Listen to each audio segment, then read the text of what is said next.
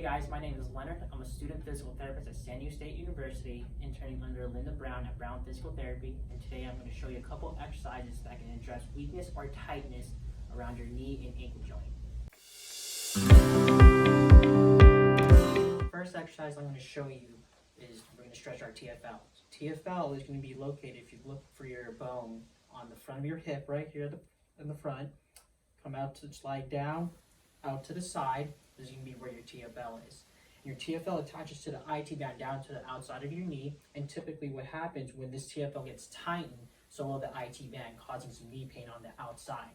So if it's my right side from right here, we're going to stretch the right side. You're going to bring your right foot back behind you, your right arm against the wall or a door, and you imagine you're going to bring your side closer towards the wall or to the door. And then from here, what we can do, another way to stretch it out is you can get a lacrosse ball or a tennis ball. You can put it on that same spot into the wall, and then you can press into that. You can also use a foam roller onto the ground and see if that helps out better too. So next I'm going to show you how to stretch your calf and hamstring on a step or a stool. For your calf, you might feel like you're having some uneven steps due to a tight calf. And for your hamstrings, you might feel like you're having some low back pain. So stretching your hamstrings might not be a bad thing to do. So what you can do is you can put your foot on top of a step. And from here, I want you to imagine you're going to bring your body weight forward, keeping your heel down, stretching your calf right here. And then from here, you're going to slowly come out of it, straightening your leg, coming down just a little bit, feeling a stretch in the back of your leg. In this position here, you can still go from back and forth into the calf stretch and into a hamstring stretch. And last, I'm going to show you how to do a squat in different variations from easy to hard. You might feel like you're having a hard time walking up the stairs, or you might have a hard time sitting or standing up from a seated position from a chair.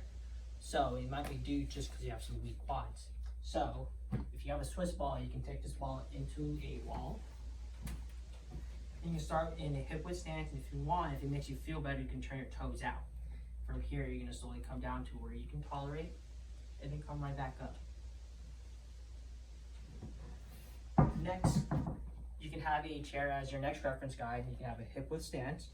What I want you to think about first is you want to initiate the movement through the hips. So you can bend the hips first, and then bend your knees together.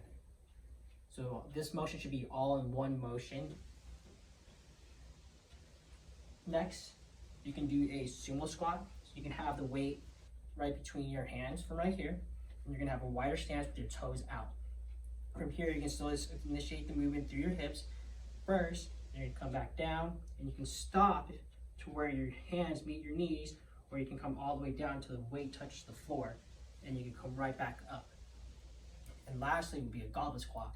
To come back into a closer stance, you can have the weight just right in front of you. You can use your elbows as a stopping point. You can bend through your hips first, bending your knees, touching your elbows to your quads, and then back up. If you guys have any questions, please don't hesitate to contact the staff at Brown Physical Therapy, and make sure to like the video. Thank you.